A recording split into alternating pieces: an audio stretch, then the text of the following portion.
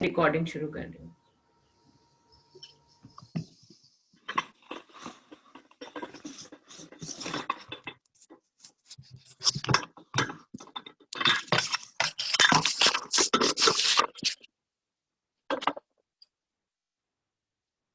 इन वित साथ जीजा किए बताए देऊं रे जीवन श्याम श्यामा जी साथ जी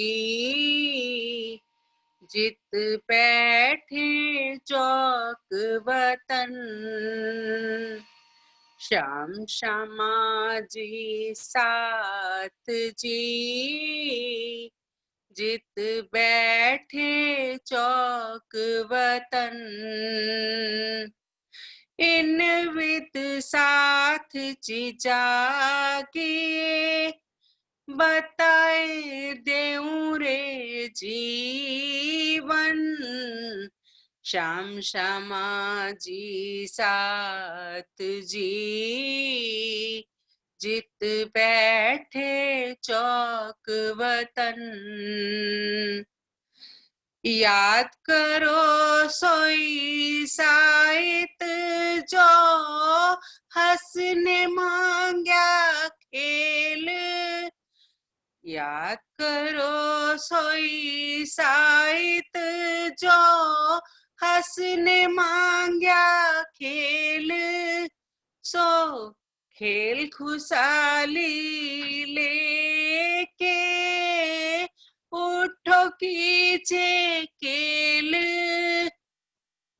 खेल खुशहाली लेके उठो कीचे केल उठो कीचे केल उठो कीचे केल श्याम श्यामा जी साथ जी जित बैठे चौक वतन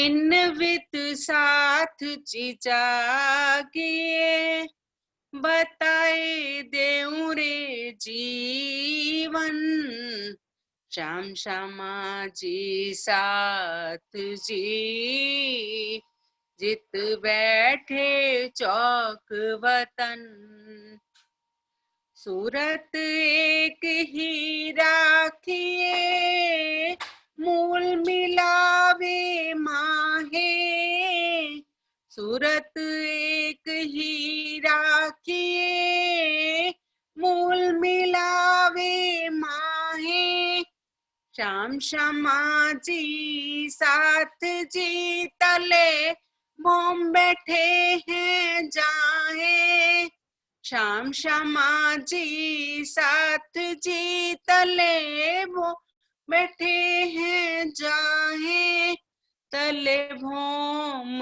बैठे हैं जाए तले भोम बैठे हैं जाए श्याम श्यामा जी साथ जी जित बैठे चौक वतन ए मूल मिलावा अपना नजर दीजित ए मूल मिलावा अपना नजर दीजित पलक न पीछी फेरे जो इश्क अंग उपजत पलक न पीछी फेरे जो इश्क अंग उपजत जो इश्क अंग उपजत जो इश्क अंग उपजत श्याम श्यामा जी साथ जी जित बैठे चौक वतन श्याम श्यामा जी साथ जी जित बैठे चौक वतन श्री महामती कहे मोमिनो करूं मूल स्वरूप वर्णन। श्री महामती कहे मोमिनो करूं मूल स्वरूप वर्णन। मेहर करी माशूक ने लीजो रूह की अंतस्करण। मेहर करी माशूक ने लीजो रूह के अंतस्करण। लीजो रूह के अंतस्करण। लीजो रूह के अंतस्करण। श्याम श्यामा जी साथ जी चित बैठे चौक वतन। इन विद साथ जी जागे बताए देऊं रे जीवन। श्याम श्यामा जी साथ जी जित बैठे चौक वतन। श्याम श्यामा जी मरता है साथ साला, सुनता नहीं से सुबह से बैठे रहते हैं। बैठे चौक वतन। बोलो श्री प्राणनाथ की जय। श्री सद्गुरु महाराज की जय।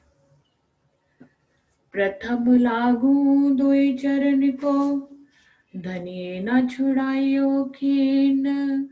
लाख तली लालेड़िया मेरे जीव के ही जीवन।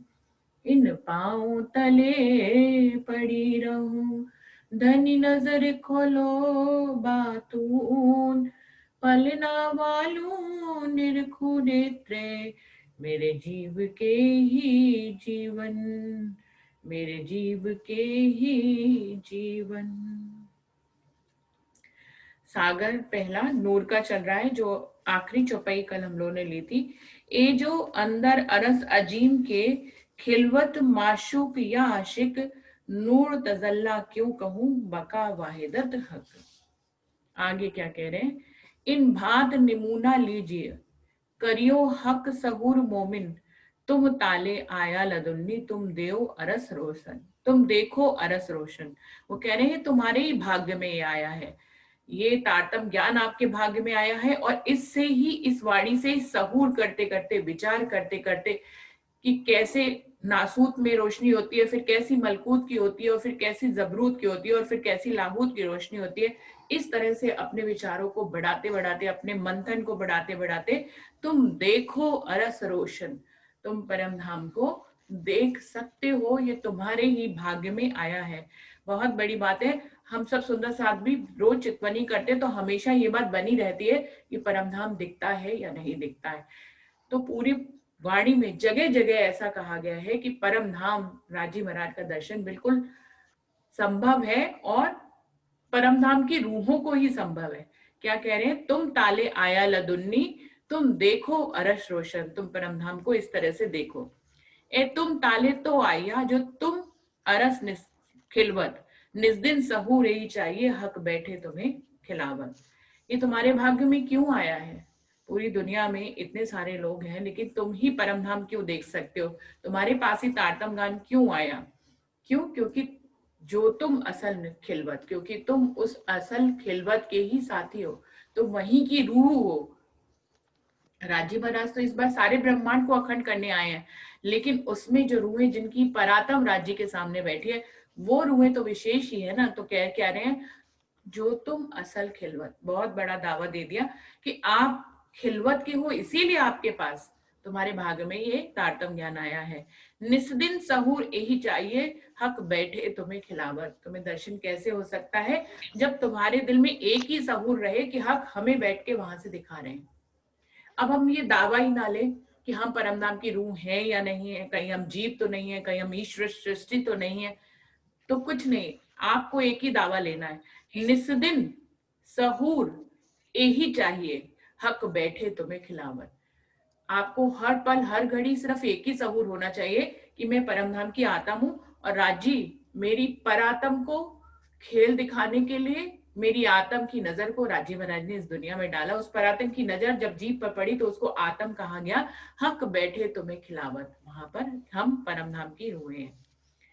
अब गिन देखो थंब 64, बीच चारों हिस्सों चार द्वार, नाम रंग नंग तो कहिए जो कित खाली देखो जलकार। वो कह रहे हैं 64 थंब का जो चबूतरा है, अब उनको गिन के उनके चार हिस्से में जो थंब थे उनको मैं आपको गिन के बता रही हूँ। उनके रंग और उनके नंग तो तब कहें मैं जहां पर खाली देखूं जलकार। कोई भी रंग कोई भी नंग अपने आप में, अगर वो हीरे का नंग है और सफेद रोशनी दे रहा है तो दूसरी तरफ मानिक का रंग है और लाल रोशनी दे रहा है। ये कहने को तो है, लेकिन वो दोनों आपस में इतना जंग करते हैं उनकी किरणें कि वो कह रहे हैं कि मैं उनका नाम कैसे लूं, मुझे तो कोई एक अपने आप में ऐसा लगता ही नहीं कि ये लाल ही रंग का, उसमें अनेकों रंग दिखाई देते हैं। एक जोत सागर सब हो रया और ऊपर तले सब जोत के सूर उड़े आगू कंकरी दिन भोम की जोत उद्योत। वो कह रहे हैं पूरा रोशनी का एक सागर सा निर्मित हो गया है वहां पे। हम सागर ग्रंथि पढ़ रहे हैं और उसमें रोशनियों की भी सागर की बात कर रहे हैं कि वहां सब कुछ सागर के समान है। क्या वहां पे जोत का एक सागर हो रहा है, चाहे ऊपर देखिए चाहे नीचे देखिए, इतनी रोशनी है कि के सूर उड़े आगू कंकड़ी, परम धाम की कंकड़ी के आगे यहाँ के करोड़ों सूर्य भी फीके लगेंगे।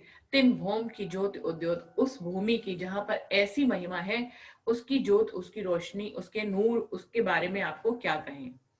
चंद्रमा दुलीचा तकिए सब ज्योते का अंबार, जित देखूं तित ज्योत में नूर क्यों कहूं लहरे अपार। 64 थंब के चबूतरे पर नीचे दुलीचा बिछा हुआ है, ऊपर चंद्रमा है, चारों तरफ कठेड़े के साथ तकिए लगे हुए हैं। इनमें से किसी को भी देखिए, वो कह रहे हैं सब जोत का ही अंबार लगता है, ऐसे लगता है पूरा पहाड़ सा खड़ा हो गया वो जोत का। जित देखो तित जोत में नूर क्यों कहूं लहरे अपार, जिधर भी नजर जाती है रोशनी ही रोशनी नूर की नजर आती है। नूर क्यों कहूं लहरे अपार, वहां के नूर की क्या आपको बात कहें, उसमें से इतनी लहरें उठ रही हैं कि सब नूर ही नूर दिखाई दे रहा। तकिए तो भी नूर के, दलीचा तो भी नूर का, चंद्रमा तो भी नूर का, सखियां भी नूर की दिखा रही हैं, सब तरफ नूर ही नूर नजर आ रहा है। दो दो नग थंबों के बीच में बिना नूर न पाइए ठौर, दीवाल बंधाई नूर की क्यों कहूं रंग नंग और।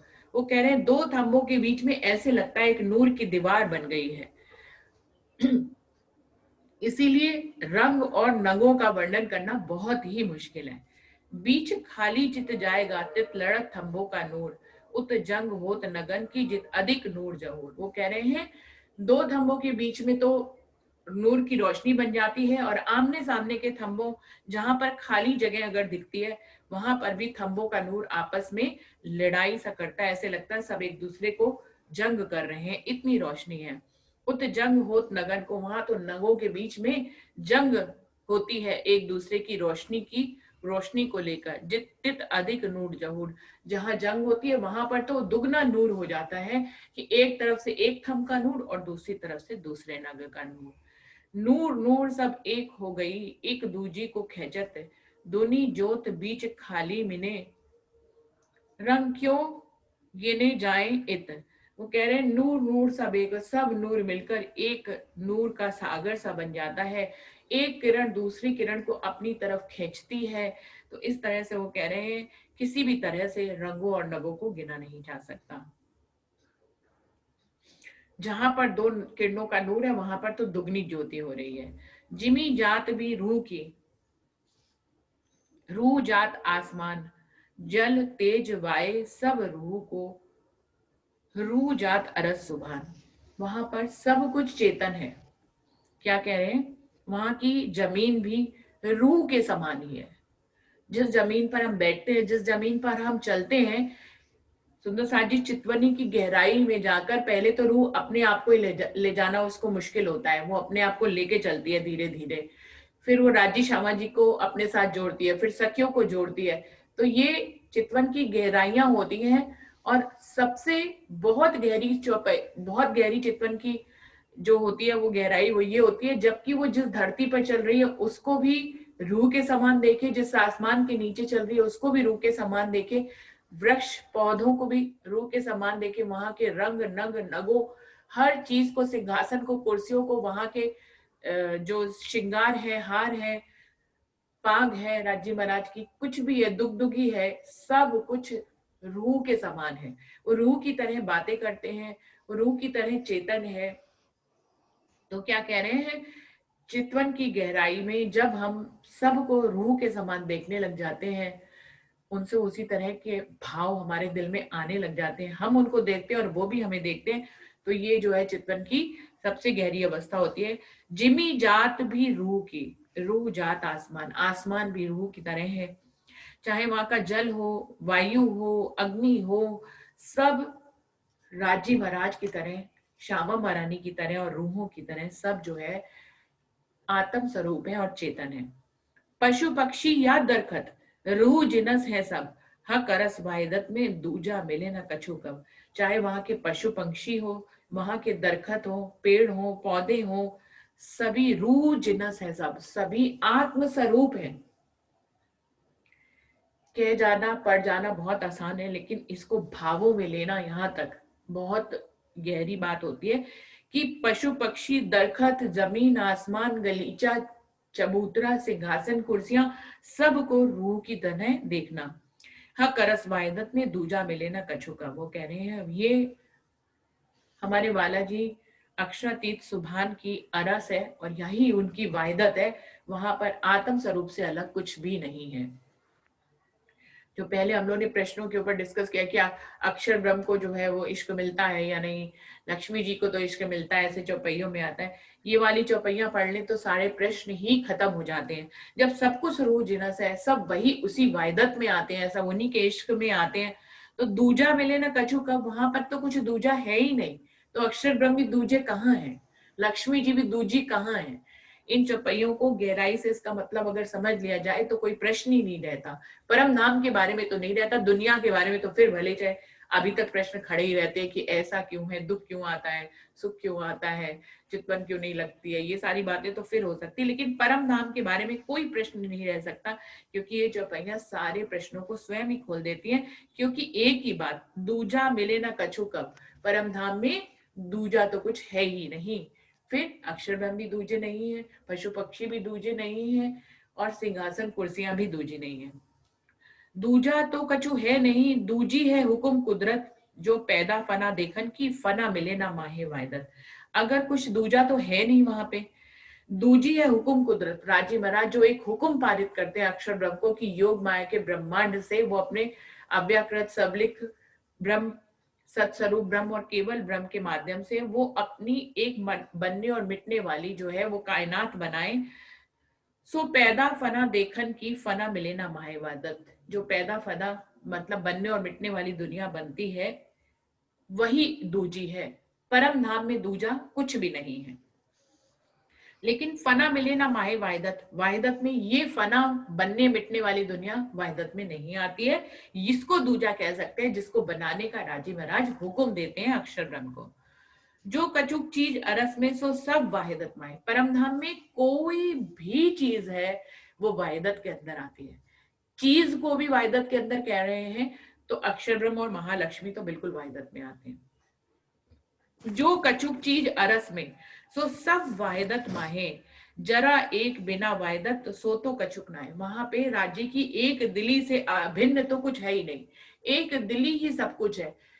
भिन्न तो तब कहें जब एक दिली के अंदर ना आती हो, एक दिली का अपोजिट अभिन्न हो सकता है, वो नहीं है वहां पे सिर्फ एक दिली ही है।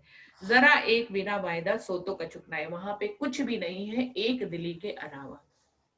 एक खिलवत हक नूर की, नूर आला नूर मकान, बिछोना सब नूर का सब नूरे का समान। एक खिलवत हक नूर की, ये राजी महाराज की नूर भरी खिलवत है। ये मूल मिलावा जिसका वर्णन हो रहा है, जहां हम बिल्कुल रोज रोज पढ़कर बस ये समझ लेते हैं कि 5वीं गोल हवेली मूल मिलावा है, 64 थम का चबूतरा है, गलीचा बिछा हुआ है, चंद्रमा है, मंदिर है, थम्बों की हार है। लेकिन अगर गहराई से देखें, एक खिलवत हक नूर की, नूर आला नूर मकान, बिछोना सब नूर का, सब नूरे का सामान। ये राजी महाराज की नूर की खिलवत है। वहां सब कुछ नूर का ही मकान है, बिछोना भी नूर का है, सब नूर का ही सामान है। सुंदर साहब जी, किसी का माइक खुला हुआ है, प्लीज उसको बंद कर लीजिए। हम नूर चंद्रमा क्यों कहूं, नूरे की झालर, तले तरफे सब नूर की, देखो नूरे की नजर। नूर चंद्रमा क्यों कहूं, जो मूल मिलावे में ऊपर छत पर चंद्रमा लगा हुआ है, उसका वो भी नूर का है। उसके बारे में क्या कहें, चारों तरफ उसके नूर की झालर है। तले तरफे सब नूर की, देखो नूर की नजर। नीचे अगर कुछ देखें तो वो भी नूर का ही बिछोना है, देखो नूरे की नजर, सब नूर की ही नजर है, वहां नूर की नजर से देखिए। तखत शोभित बीच नूर का, नूर में जुगल किशोर, बैठे हक बड़ी रूह नूर से, नूर में नूर शोभा अति जोर। जो राजी महाराज जिस सिंहासन में बैठे हैं, जिस तखत पर बैठे हैं, बीच में वो भी नूर का है। स्वयं राजी महाराज युगल स्वरूप राजी श्यामा जी भी नूर के ही हैं। बैठे हक बड़ी रूह नूर में, नूर शोभा अति जोर। एक सुंदर साथ जी की फोटो आ रही है, दीदी उनको बताइए, उनका बहुत डिस्टरबेंस आ रहा है। मैसेज तो मैंने डाला है। शशि, आप अपना माइक बंद करें। शशि, हाँ हो गया, चलो। नूर स्वरूप नूर, रूप नूर के, नूर वस्त्र भूषण, शोभा सुंदरता नूर की, सब नूरे नूर रोशन। वहां पर सभी रूहों का, राजी महाराज का, सबका स्वरूप ही नूर का है। उनके रूप भी नूर के हैं, उनके वस्त्र और आभूषण भी नूर के हैं, उनकी शोभा, उनकी गरिमा, उनकी सुंदरता सब नूर की है। सब नूरे नूर रोशन। देखा जाए तो सब तरफ नूर ही नूर का है, इसीलिए उसको नूर का सागर कहा गया है, क्योंकि यहाँ पर नूर के बिना कुछ भी नहीं है। गुण अंगिंद्री नूर के, नूरे बान वचन, पिंड प्रकृति सब नूर की, नूरे कहन सुनन। वहां पर सखियों, राजीश्यामा, पशु पक्षियों, सब की गुण अंगेंद्रियां भी नूर की हैं, और उनकी जो शब्द, बाण, वचन वो भी नूर के हैं। पिंड, उनका जो आकार है, उनकी जो प्रकृति है वहां की, सब नूर की है। नूरे कहन सुनन, वहां नूर ही कहता है और नूर ही सुनता है। जो कल ही बात हुई थी कि शब्दों से परे का ब्रह्मांड है, वहां पर शब्द नहीं है तो फिर कौन सी भाषा है, ये प्रश्न उठ सकता है। तो यहाँ पर उन्होंने क्लियर किया है कि वहां पे नूर की ही भाषा है, नूर के ही शब्द हैं, नूर से ही कहा जाता है, नूर से ही सुना जाता है। तो फिर जिसने नूर को समझ लिया वो सब समझ जाएगा। नूर का मतलब अधिकतर रोशनी से समझते हैं कि एक बहुत ही, जो इस ब्रह्मांडों से अतिरिक्त एक अलग सी रोशनी है, उसको नूर कहते हैं। क्योंकि नूर का वर्णन कि आपस में किरणें टकराती है तो कहीं ना कहीं रोशनी से समझ में आता है, लेकिन अगर और आगे चले तो नूर का मीनिंग आपको, हम सबको समझ में आएगा कि वहां पे चाल, व्यवहार, कहना, सुनना, देखना, उठना, बैठना भी नूर का है। नूर किरण को ही नहीं कहा गया, रोशनी को ही नहीं कहा गया, वहां पे हर प्रकृति को नूर कहा गया कि गुणगिंद्री भी नूर के हैं, उठना बैठना भी नूर का है, कहना सुनना भी नूर का है। तो सब कुछ नूर का है। नूर को बहुत गहराई से समझना होगा। रूहें बड़ी रूह नूर में, नूर हक के सदा खुशाल, हक नूर निस्दिन बरसत, नूर अरस परस नूर जमाल। रूहें हो चाहे श्यामा बरानी हो, सब नूर के ही हैं वहां पे। नूर हक के सदा खुशाल, वो राजी महाराज की उस नूरी प्रकृति में सदैव खुशहाल रहती हैं। अब यहाँ पे वायदत को भी नूर कह दिया गया है। क्या? नूर हक के सदा खुशहाल, वो राज्य के उस नूरी माहौल में, नूरी प्रकृति में वो सदैव खुश रहती है। हक नूर निस्दिन बरसत, वहां पर राज्य का नूर ही हर दिन बरसता रहता है। तो इश्क को भी नूर कह दिया, वायदत को भी नूर कह दिया, इश्क को भी नूर कह दिया। फिर से पढ़ रही हूँ चौपाई।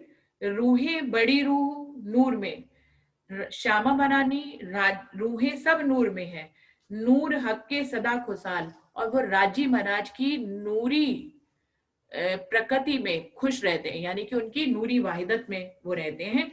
हक नूर निर्दिश निस दिन बरसत, वहां पर राजी का ही नूर हर दिन बरसता रहता है। क्या है? उनका इश्क का ही तो लीला है, तो इश्क को भी नूर कह दिया। नूर अरस परस नूर जमाल, वहां पर नूर ही अरस परस है। राजी श्यामाजी रूहें पूरा परम धाम, 25 पक्ष पशु पक्षी पेड़ पौधे सब राजी महाराज से नूर से ही अरस परस है। क्या मतलब है? इश्क से अरस परस है, नूर से अरस परस है, वाहिदत से अरस परस है, प्रेम से अरस परस है, सबको नूर कहा गया है। नाम ठाम सब नूर के, कहूं जरा ना नूर बिन, माहौल मंदिर सब नूर के, माहे बाहिर नूर पूरन। वहां पे किसी रूह का कोई नाम नहीं है, वहां नूर के ही नाम है, नूर के ही ठिकाने हैं। नूर के बिना कोई जगह ही नहीं है, चाहे वहां के मॉल हो, चाहे वहां के मंदिर हो, सब नूर के हैं। माहिर बाहिर नूर पूरन, महलों के अंदर महलों के बाहर, थंबों के अंदर थंबों के बाहर, रूहों के अंदर रूहों के बाहर, राज्य के अंदर और राज्य के बाहर, सब कुछ नूर ही नूर है। अरस भूम सब नूर की, नूरे के थंब दीवाल, द्वार बार कमाड़ी नूर के, नूर गोख जाली परसाल। पूरी परमधाम की भूमिका नूर की ही है। पूरी परमधाम की भूमिका नूर की है।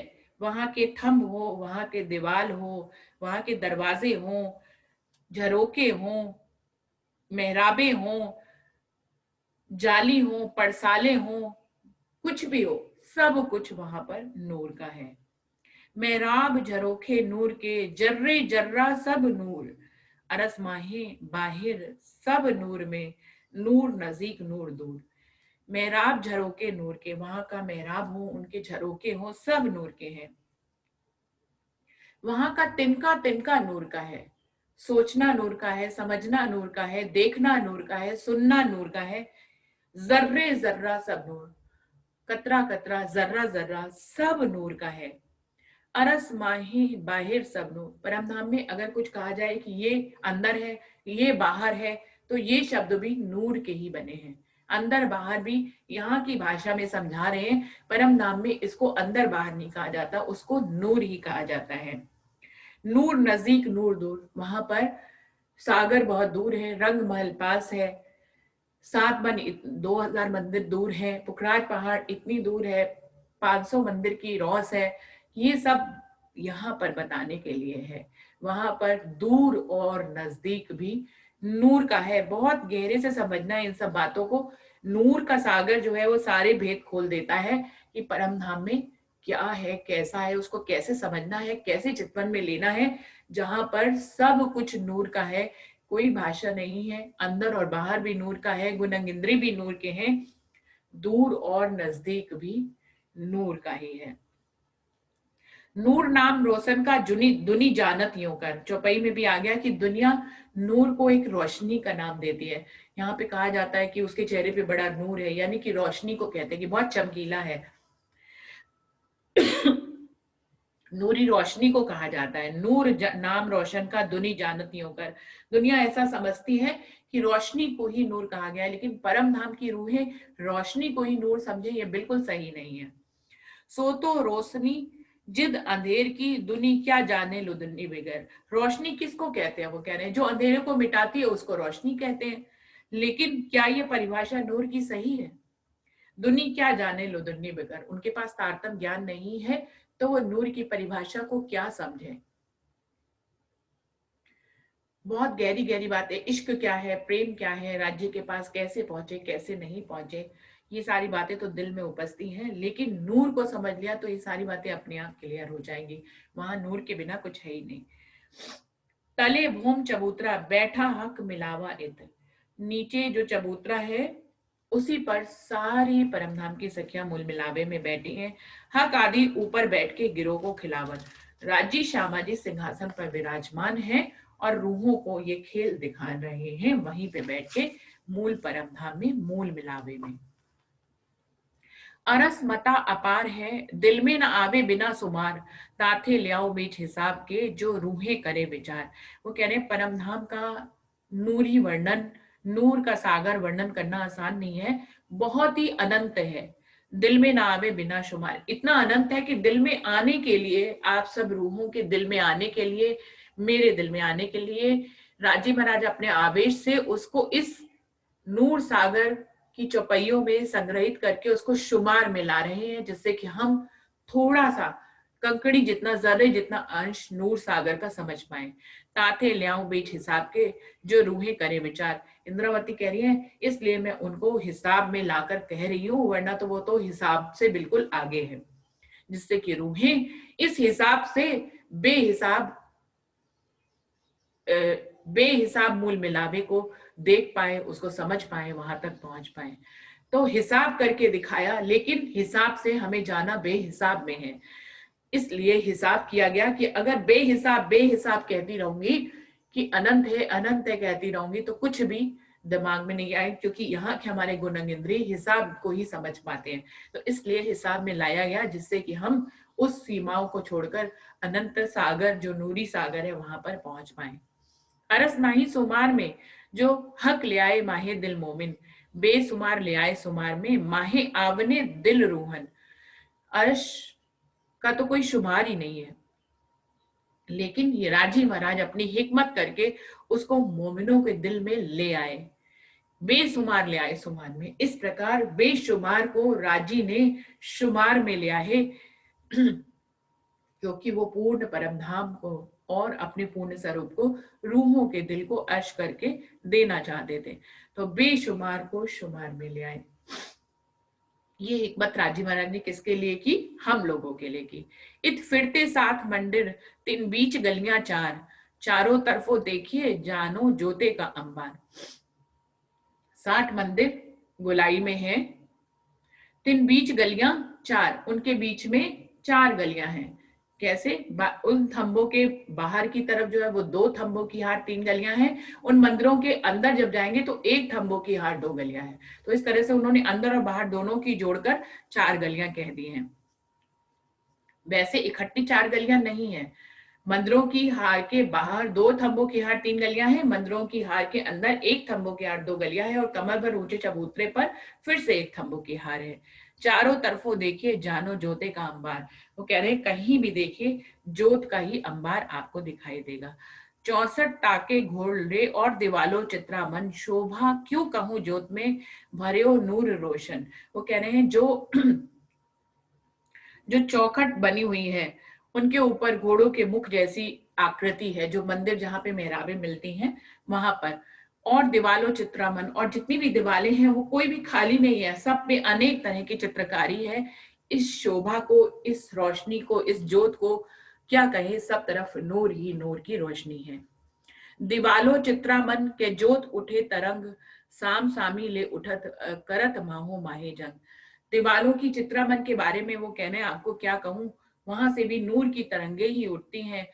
साम सामी अगर देखें तो वो आपस में जंग करती हुई नजर आती है। करत माहो माहे जंग, आपस में जंग करती हैं।